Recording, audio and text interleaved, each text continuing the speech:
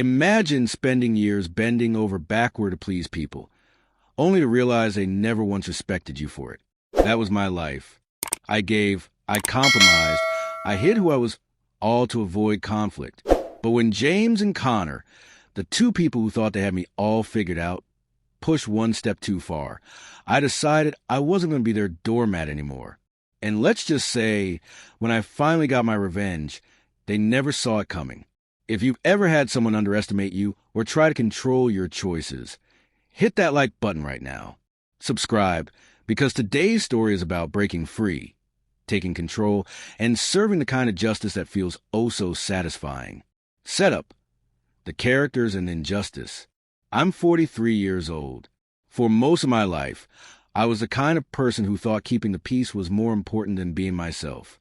My ex-husband was spontaneous, carefree, and I morphed into him, losing track of the structured, disciplined person I once was. I masked, I adapted.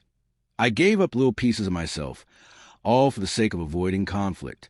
Fast forward to now, therapy, independence, and a new house I bought on my own this past June. I finally started living life on my terms again. But here's the thing. When people are used to controlling you, your independence terrifies them.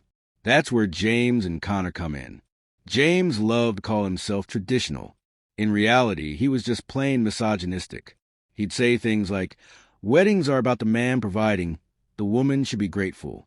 He always had some outdated, sexist opinion ready to throw in my face. Then there was Connor.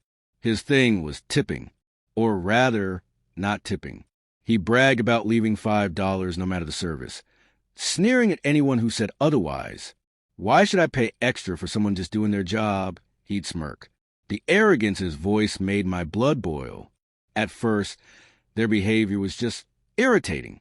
But when my parents started echoing their attitudes, telling me my new independence was worrying, hinting that I should be more like James' wife or compromise like I did in my marriage, that's when it cut deep.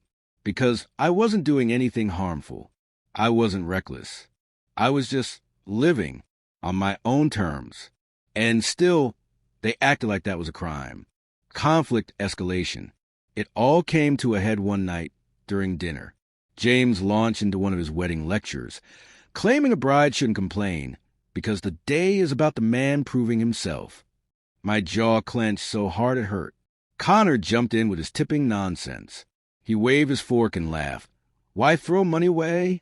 $5 is all they deserve, no matter what. The table laughed.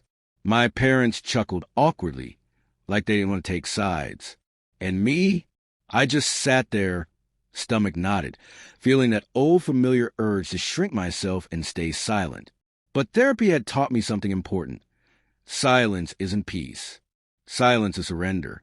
That night, I went home shaking. Not just from anger, but from a fire that had been smothered in me for years. And for the first time in a long time, I thought, no, not this time. I decided I wasn't just going to argue with James and Connor. Oh no, that would be pointless. They thrived on arguments, twisting words until they felt like they'd won. No, I was going to show them. The opportunity came quicker than I expected.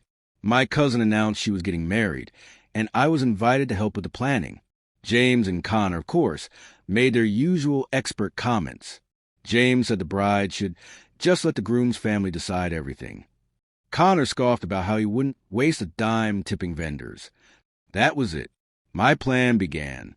I offered to handle the catering and vendor coordination, something I actually enjoy thanks to my love of structure and planning.